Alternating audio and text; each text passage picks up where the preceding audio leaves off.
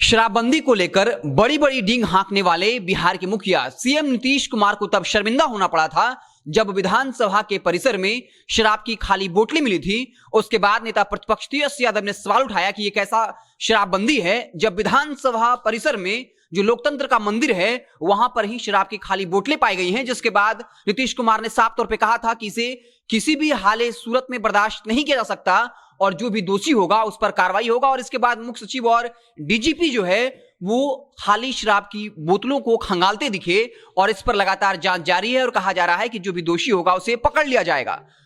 और अब एक और शर्मिंदगी भरी खबर है, आपको बता दें कि दरभंगा के समाहरणालय से जहां डीएम ऑफिस होता है, जहां जिले का सबसे बड़ा अधिकारी बैठता है, वहां पर तमाम मंत्री विधायक आए दिन बैठक करते रहते हैं।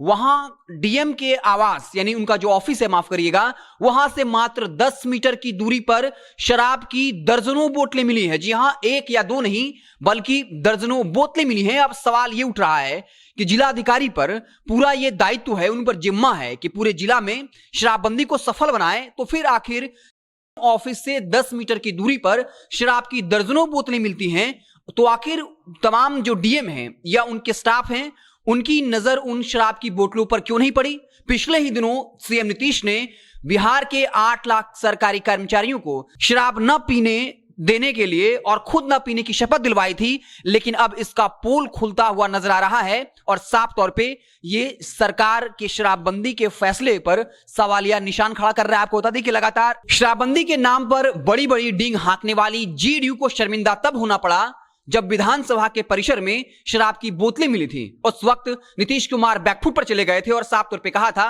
कि ये बिल्कुल गंभीर मामला है, इसे बर्दाश्त नहीं किया जा सकता और इसके लिए जो भी दोषी है उस पर कार्रवाई होगी।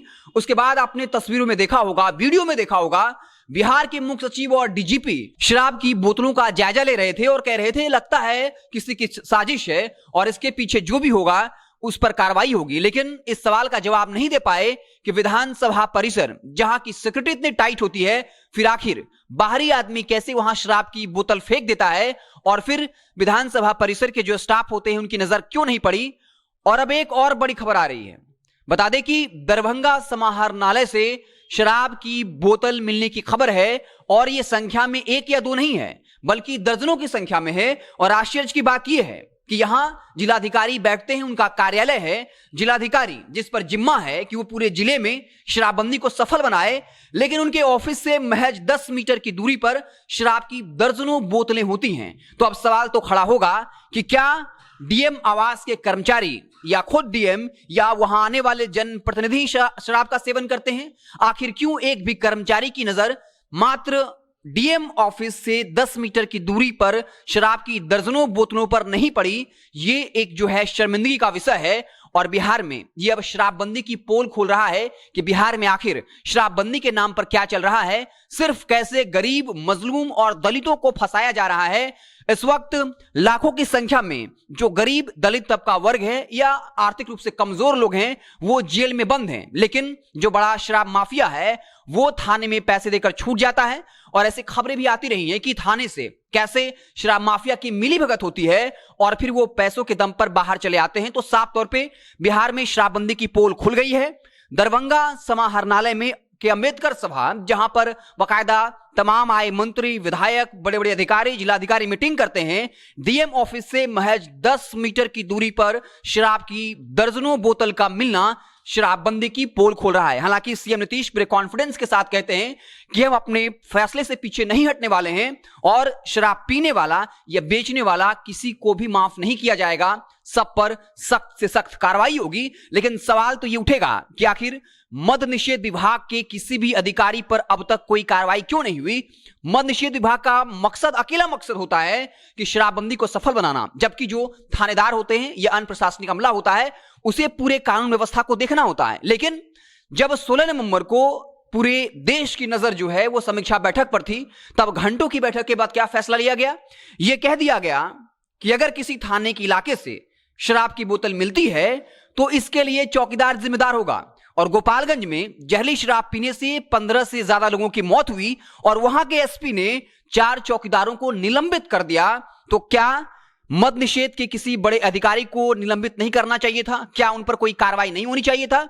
जबकि उसके लिए एक अलग विभाग बना दिया गया है। आपको बता दें कि इस वक्त बिहार में आए दिन लगातार हत्याकांड, लूट जैसी वारदातें हो रही हैं, अपहरण जैसी वारदातें हो रही हैं, रेप जैसी वारदातें हो रही हैं। भूमि विवाद को लेकर सबसे ज्यादा हत्याएं होती हैं, ये डेटा भी कहता है। लेकिन थाने का ध्यान इस और नहीं है। जब कोई भूमि विवाद की शिकायत को लेकर थाने में जाता है तो थानेदार एफआईआर दर्ज नहीं करते हैं। और इसको लेकर हाईकोर्ट ने भी तल्ख टिप्पणी पिछले दिनों की थी और यह कहा था कि लगता है कि बिहार सरकार, बिहार पुलिस अपराधियों को संरक्षण दे रही है, जबकि सुप्रीम कोर्ट का यह सख्त आदेश है कि अगर कोई भूमि विवाद की शिकायत को लेकर पहुंचता है तो थानेदार को एफआईआर दर्ज करनी चाहिए। उसके बाद वो जांच करें कि मामला सही है या गलत। अगर गलत है तो उसे जो है डिस्पोज कर दे उस केस को। अगर सच्चाई है तो फिर अपराधियों पर कार्रवाई हो। लेकिन थानेदार सीधे तौर पे सुप्रीम कोर्ट के आदेश के बावजूद केस दर्ज नहीं करते हैं, क्योंकि उनका सारा फोकस इस वक्त शराबबंदी पर है। इसलिए आए दिन बिहार में हत्या, लूट और अपहरण जैसी वारदातें बढ़ रही हैं। तो साफ तौर पे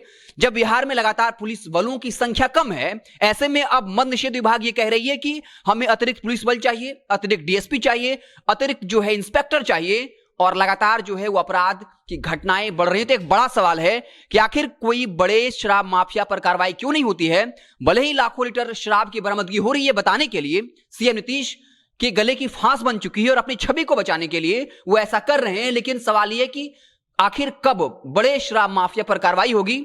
आखिर उनके उन मंत्रियों पर, उनके विधायकों पर, उनके पूर्व विधायकों पर कब कार्रवाई होगी जब वो शराब माफिया के साथ तस्वीरें खिंचाते हैं? आपको याद होगा राकेश सिंह, जिसके जहरीली शराब पीने से 29 लोगों की मौत हुई थी। इस वक्त वो जमानत पर बाहर है। और पंचायत चुनाव में जब उनकी पत्नी चुनाव जीती थी तब जेडीयू की पूर्व सांसद इस वक्त वर्तमान जिलाध्यक्ष जो है उनके साथ तस्वीरें खिंचाते हैं। तो आखिर उन पर कब कार्रवाई होगी? अपने नेताओं पर कब कार्रवाई करेंगे? गोपाल मंडल जो कहते हैं कि शराब पीना स्वास्थ्य के लिए लाभदायक है और कई बार खबरें आई कि वो नशे में चूर रहते हैं। जेडीयू के ही बड़े नेता ये कहते हैं कि गोपाल मंडल हैं तो भले आदमी, लेकिन जब शराब पीते हैं तो बहक जाते हैं। श्याम बहादुर सिंह जो नशे में चूर होकर बार बालाओं के साथ डांस करते हैं, उन पर आखिर कब कार्रवाई होगी?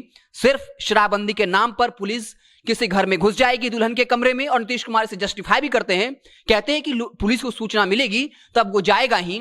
इस पर हाय तौबा मचाने की क्या जरूरत है? एक पुलिस को यह अधिकार है कि वो किसी घर के पुरुष से कहे कि अगर महिला बाथरूम में नहा रही है तो वो टॉवल पर बाहर आए, क्योंकि उनको शक है कि बाथरूम में शराब है। लेकिन सैकड़ों ट्रकें जो हैं वो लगातार 5 सालों में अलग अलग राज्यों से बिहार में आती रही हैं, लेकिन मद निषेध विभाग के अधिकारी उन तमाम बड़े शराब माफियाओं को नहीं पकड़ रहे थे। एक बड़ा सवाल, विधानसभा परिसर में शराब मिलने के बाद दरभंगा समाहरणालय में शराब की दर्जनों बोतल मिलना, वो भी डीएम ऑफिस से महज 10 मीटर की दूरी पर, एक बड़ा जो है सवाल निशान खड़ा कर रहा है। और साफ तौर पे ये बताता है कि कैसे शराबबंदी के नाम पर नीतीश कुमार अपनी हनक को पूरा करने के लिए, सनक को पूरा करने के लिए, अपनी छवि को बचाने के लिए सिर्फ जो डिलीवरी बॉय हैं, जो छोटे स्तर पर शराब बेचते हैं, सिर्फ उनकी गिरफ्तारी हो रही है। बड़ा माफिया जो है वो हजारों करोड़ का पैरेलल इकोनॉमी स्थापित कर चुका है और सत्ताधारी पार्टी की नेता के साथ उनकी संलिप्तता है, इसलिए उन पर कोई कार्रवाई नहीं हो रही। तो बड़ा सवाल